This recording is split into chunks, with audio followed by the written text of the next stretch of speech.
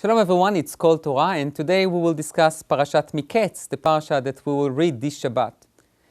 In this parasha, the Torah begins with the dreams that Pharaoh had dreamt, and he is very bothered by those dreams.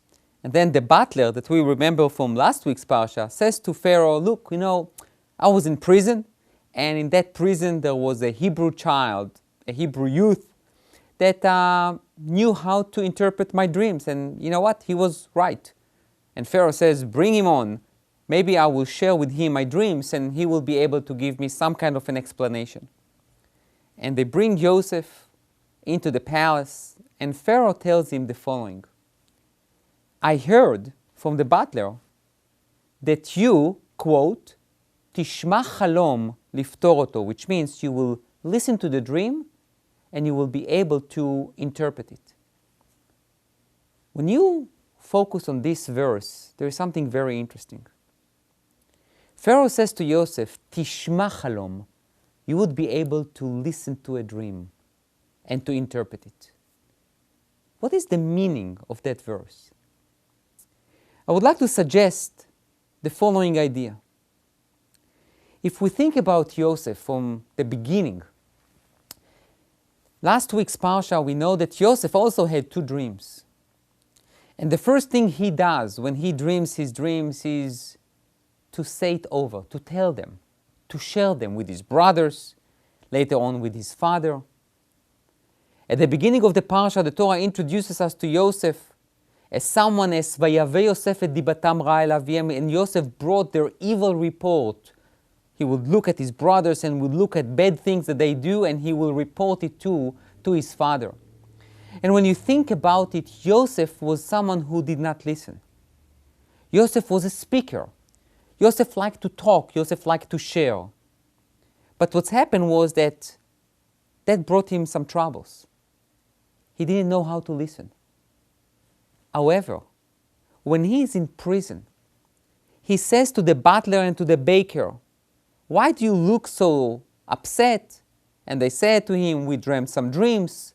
He said to them, quote, Saprunali, please tell me, and I would listen. And then when he stands again, in front of Pharaoh, and Pharaoh says to him, Tishma chalom liftor oto. I'm not looking for someone that will just speak. I'm not looking for someone who will give me a speech. I'm looking for someone who is able to listen to me, to listen to the dream and to find in the dream the interpretation. And if you see at the parsha, Joseph gives Pharaoh the time to tell him about the entire dream without even one interpretation. He waits for Pharaoh to finish, and then he says, this is the interpretation. I think Joseph goes through a tremendous transition from a talker to a listener. And only when you are able to possess this talent of being able to listen, that helps you with the ability to analyze and to come with conclusions, only then you can propose what Joseph did to Pharaoh. I would like to propose to you that you will appoint someone who is smart, that will lead the Egyptian economy to its peak. So what is the message here? I think the message is very important.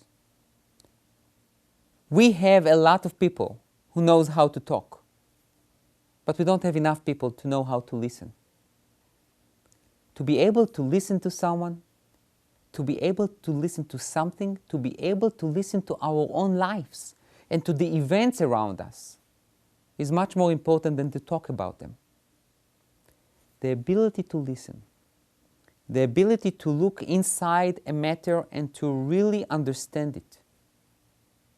That is the gift that Joseph was able to have, or really the talent that Joseph was able to create for himself after going through a lot.